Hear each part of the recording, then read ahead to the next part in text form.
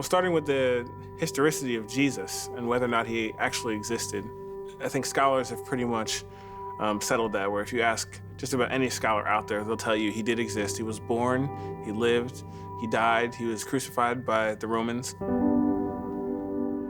Looking historically, going back almost 2,000 years, outside manuscripts and other historical documents detail how there was this fledgling movement of Christians that came out of this area around Galilee, and how they were persecuted by the Roman Empire, and how, despite that persecution, as we fast forward to today, that they still existed. They grew and they flourished, and today there's about 2.9 billion Christians worldwide.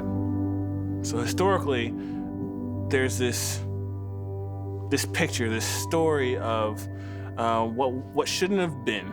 It started with this one man who was crucified on the cross that turned into this small little fledgling group of people, movement of people that were being persecuted by this huge empire that somehow survived that persecution when there was tons of other faiths or religions that were birthing up in that time that didn't. They were crushed because they were against the state. But yet somehow Christianity not only survived, but grew and flourished and became what it is today. That shouldn't have happened.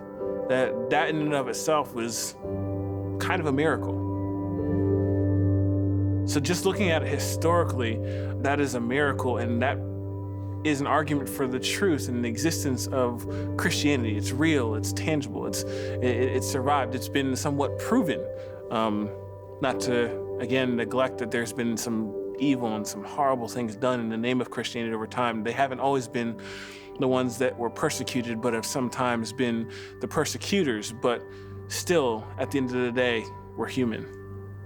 And there's good in us and there's bad in us. And we can't toss out that, we can't say that, oh, this Christianity is false just because this has been done in the name of that, or this faith is false because this has been done in the name of that. Looking at Islam, horrible atrocities, 9/11, bombings, terrorism. There's been so much done in the name of Islam, but does that mean that Islam is all bad, that all Muslims are bad, that faith is irrelevant? I can't say that. I can't toss out this whole group of people and call them misguided based on the actions of a few. So there's active people that are Christians that are being moved by what they say is the Spirit and being motivated by the words of God telling them to love their neighbor as themselves and to care for the least of these, that is propelling them to be a solution to a problem. For me, that comes back to my faith. That comes back to my belief that there is a God, that Christianity is that way, and that Jesus is our source.